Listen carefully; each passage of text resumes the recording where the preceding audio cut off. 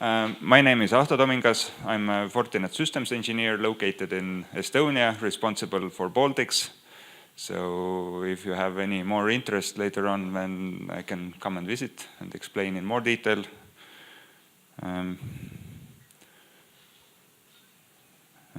Okay.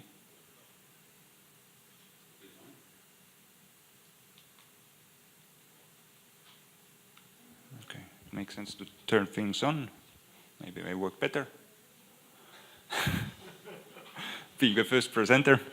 So a quick overview of FortiSIEM and what it actually means. FortiSIEM was joined our family of Fortinet products actually a little over a year ago. So in that sense, for us, it's a quite new product, but it's quite a mature one actually. But it was founded, Exalops was the previous name of this FortiSIEM, and the company was founded in 2007. And let's say one of key differentiators compared to other SIEMs is that we don't do only SIEM. But one of the core components of our solution is the discovery. So we believe it is better to know beforehand how the environment looks like when starting to take in the logs and generating incidents. And we also have some other, let's say, interesting parts that may put us in a different position, maybe compared to some competition. And one of the nice things is that we have a scalable platform, which actually works. And since it's a virtual platform, then it works almost everywhere. Being a Fortinet product in the old times meant that a lot of integrations and things that worked were only with devices starting with 40. With FortiSIEM, this is definitely not the case. We have a lot of different devices, systems, which we can integrate in, both to collect logs, to collect performance data, but also on the other hand to give information out like ticketing systems. So this is one of the, let's say, issues in today's environments, that you have multiple teams. Some people are just responsible for keeping things up. Some people are responsible for the security of a network. And then there are a lot of managers, administrators who just want to see nice graphs that everything is working. But in normal, I would call networks today, everyone has their own set of tools. Both network operations guys, security operations guys, and getting the information together from these tools can be quite frustrating, especially when you have most likely had some incident. You need to start investigating, and then now you need to understand which kind of information is available in which systems that you need. Because definitely there is lots of information, but that has sometimes also been a problem.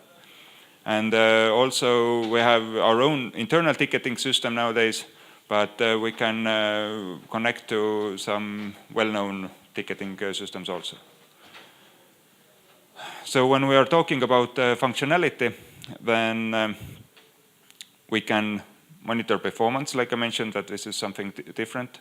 We can monitor performance both on system or, let's say, hardware level. We can monitor performance of applications. We can monitor performance of a storage that these applications are using. And based on all this information, we can build some baselines, what is normal. And we can also use some, let's say, custom metrics to figure things out. For availability, we can do simple up and down, check if, I don't know, device is responding with ping or some services just responding. But we can also do synthetic transactions. And in synthetic transactions, we can measure how long the transaction took. We can look at the response codes we got. So it might be that the web front end is really working and responding, but actually get a response code that no one behind me is answering anymore. So we can check a lot of things. And we can also fire, let's say, incidents when our routing starts to change, which I know that dynamic routing is in a way meant to change, but most likely not often. On the security side, we can do simple log aggregation, so just collecting all the logs together. But the real value comes in analytics and then figuring out what happened. We can also pull in different threat feed informations, both from our own FortiGuard team, but also some other third-party threat feed vendors. And we have lots of reports. So if you have some kind of compliance need, most likely we have a report ready-made that you can use or customize to suit you. In this slide, there's a lot of information. Some things that I would like to point out is that in the lower part in here, this is a SIEM definition or requirements made up by Gartner. On upper part are things that we think that every SIEM should have, and we definitely have them. And our SIEM solution fits in quite nicely with our security fabric story of aggregating all the information in one place, because we can aggregate Fortinet product, let's say, logs, information, and also third-party device logs, so we get a much better overview. If you have some ready-made process for security incidents, how things work, then actually we have different parts that match with processes. We have configuration management database, we have agents if you need them, and all other parts needed for this structured response system. Like I said, our architecture is virtual machine-based. Okay, I'm lying a little bit because nowadays we also have a hardware appliance available if you really need one, but the scalability and beauty really comes out with a virtual system. So in essence, what you need is some supervisor node or virtual appliance. You need an NFS storage, which is shared among the nodes. And to scale out, you only need to add workers. So we don't license the workers like separately. We are only licensing the end systems that you send logs from, or the reporting IPs and events per second. So if you feel that your system seems slow, you can always add some new virtual machine and get better performance out of it, both log collection, but also for reporting needs. And we have Windows agents to collect some logs that are not available in agentless method. And we have collectors that can be used both for managed security service providers to separate their different customer information, but also to use on branch offices. So if in case there is some kind of network outage, the logs at the branch office are still collected and then later on transferred to the central system.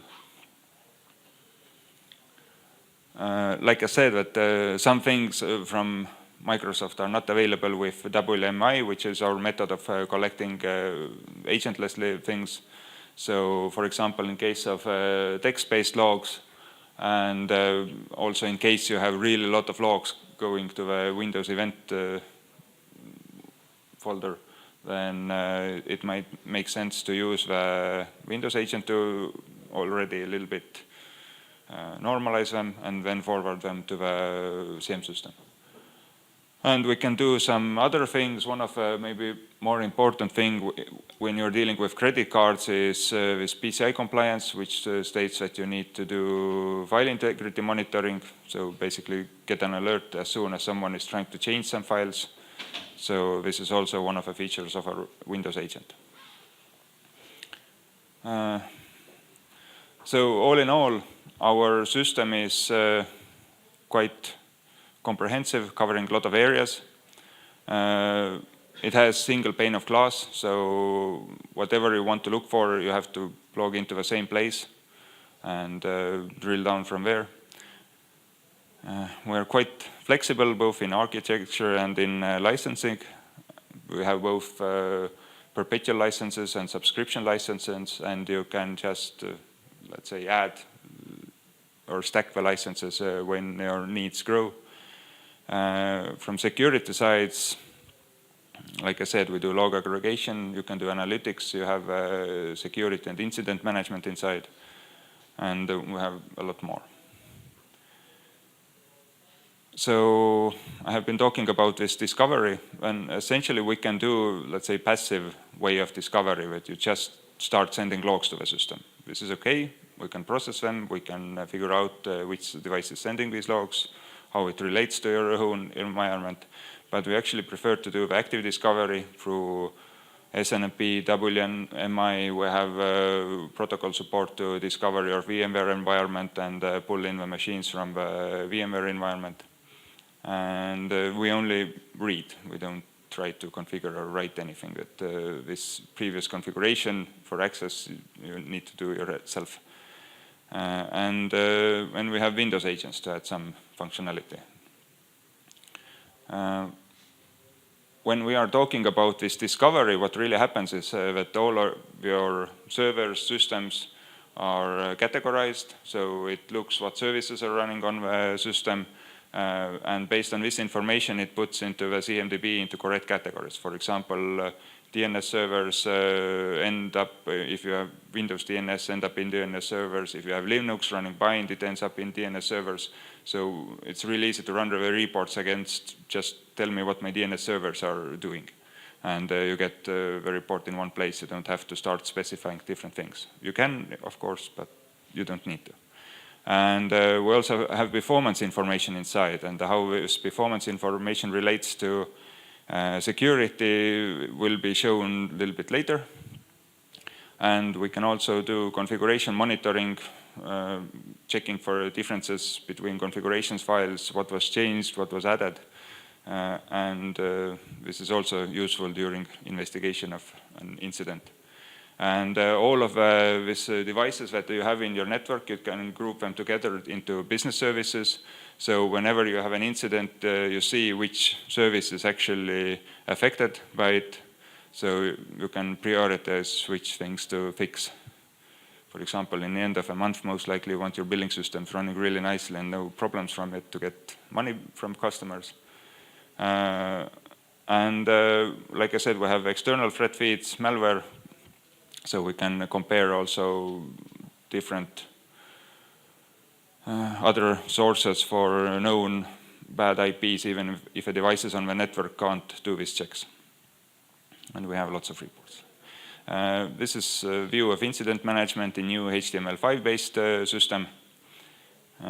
This is still showing the old system with analytics, different streams going. Then we have different parts of the system which more relate to systems operation center, some relate to network operations center. I have to go forward because otherwise I can't finish with the video. And we have different dashboards, basically all kinds of searches you can think of for this analytical information. You can make a dashboard widget out of it, so you have a real-time different changing view of how your network is behaving. And of course, every user can have his own dashboard, every team can have, we can have this, let's say, SOC view, put the dashboard on some wall. And with network maps, one of the results of the discovery actually is that it tries to find the connections between your different systems. So, for example, this network map is not something you have to draw yourself, but this is automatically done, and you see also the incidents on there. Indicators of compromises are FortiGuard threat intelligence feed. We can talk long about what they are doing and how we are doing it, but basically we are getting 3 types of information from their known bad domains, IP addresses, and URLs. And now it is time for demo.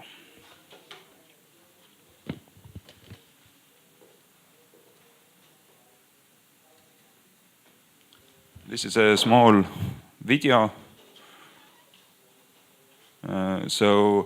Basically the idea behind this demonstration is that we have been monitoring our systems, specifically VPN logging to us where users are connecting from. And we have a policy that you shouldn't connect from all countries. Only some countries allowed, but not definitely all of them. And yeah, in the middle you see some dashboards of security incidents. Then we have some connections for VPN coming in from Portugal, which is not allowed. And we also have some allowed connections coming in from US. Now, when we want to, we can drill in here and go to the incidents tabs to see what kind of incidents have been fired. But this we will show a little bit later in the video. For now, we will connect to the, let's say, old Flash-based GUI and see what we can do in there. There is already a pre-made filter of all kinds of events type that contain the word VPN. So it might be logon successful, logon failure, whatever, just VPN. And we see that we have from Portugal multiple logon failures, which means that someone is really trying to connect but hasn't succeeded so far. Unfortunately, it seems that at one point the password was discovered and user was connecting. Like you see in the incident here that some successful VPN logon from outside of my country, so we are using GeoIP to identify from where it is coming. But the fact that we did multiple authentications which failed and then one successful one might mean that it was a brute force attack. And we have an incident firing in here. And you saw before that what kind of incidents launched the first part of a sub-pattern and then the success. And this is already where we can look at the rule that fired the incident, that why did it fire. But as you see, that if there are at least 5 failed logins and then followed by a successful login, this means that brute force attack might have been successful. And we can add, of course, all different other kinds of elements to our rules to further specify what will happen and when will it happen. But this is some information that is gathered from this event. We can, of course, do some number of things. That we can also look at the user who was connected.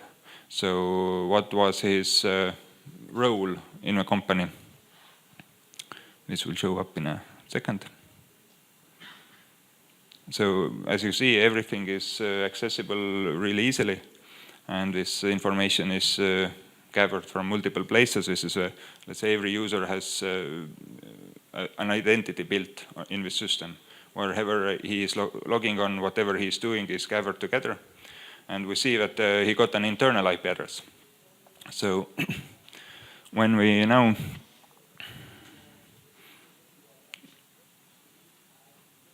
and okay, you can check also the reputation of you can check different events that are attached to this IP address that were visible by the VPN incident, let's say. I would say that it's not good that you have so many high severity incidents that you haven't responded to. But in here, it is possible again to look for other threats that have been coming in, and in this case we see that there are some also IPS exploits that have been discovered coming from this source.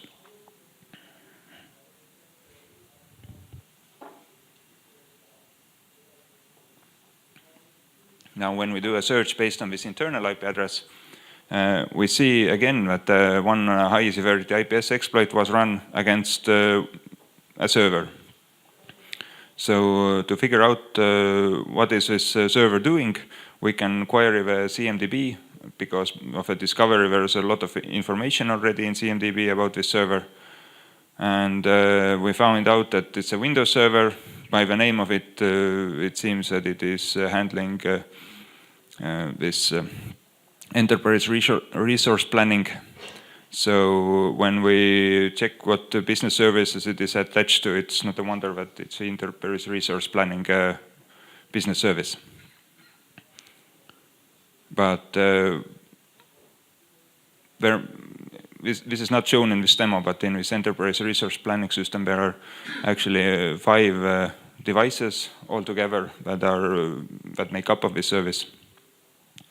And now when we look what is happening on this server, on the events attached to it, we see a lot of things. We see some IPS exploits again, and we see a possible bash the hash event in the Windows system logs.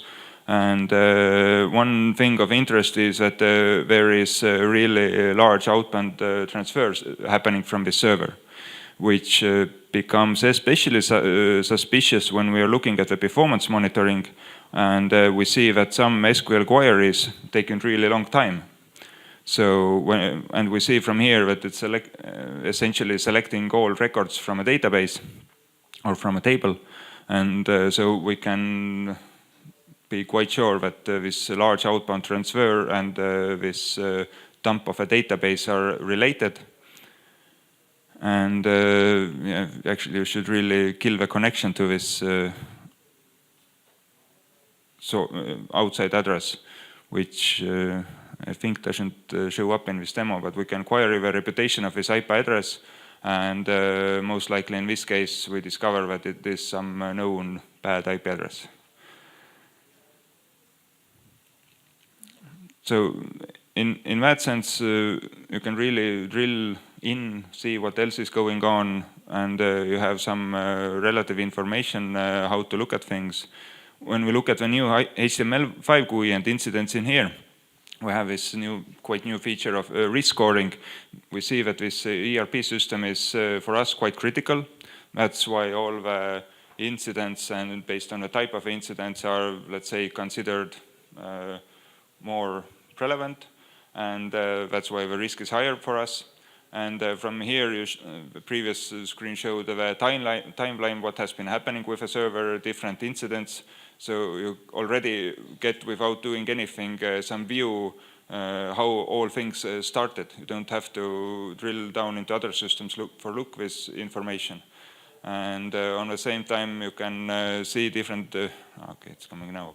You saw also different dashboards that were attached to this server. So you also see in a timeline that when these more critical incidents started to happen. So you get a lot of visibility out of the box. And in here, it's again one graph that shows what kind of different incidents, when they happened, when they started to rise. So I would say it's quite a good view. And in here, we see from the thread feed that there was actually a malicious, let's say, file based on the hash that was already known to be bad, but it got in. We only see the events. We have some, we can do actually actions with the thread, so it's not like an reactive system that, yeah, something happened and that's it. We can add some, video ended, so the demo is over. Now it's back to questions. And we can run some scripts, and in there it is possible to do some actions automatically. For example, I don't know, kill the network connection or kill the connection of a user in the firewall. So there are various possibilities how to handle things. I know that a lot of people want to do everything themselves, not do it automatically. One question. What kind of routers do you support? Everything can send syslog. Yeah, but so should I adapt if I use correct routers syslog to your system? To have a plugin which does it automatically? One thing I didn't, or it was actually visible that when we are doing this agentless or passive listening, we're using parsers. So whenever a system is or event is sent to our system, it is parsed according to some rules. There are a lot of devices supported out of a box. I can't tell you by heart if MikroTik is supported out of a box, but if that's not the case, when you can write your own parsers, do some regex and add the different events coming into the CMDB categories, and you can get the same kind of result what the devices that are already in there get. Is it hard to write it for yourself? if you know regex, it's really easy. The advanced parser training takes about 1 day, and in that day you already, because it makes sense to use like your this application, or in your case the microtik logs as an example. So by the end of the day you get also the parser done, and you know how to write other ones. So in that sense it's really easy.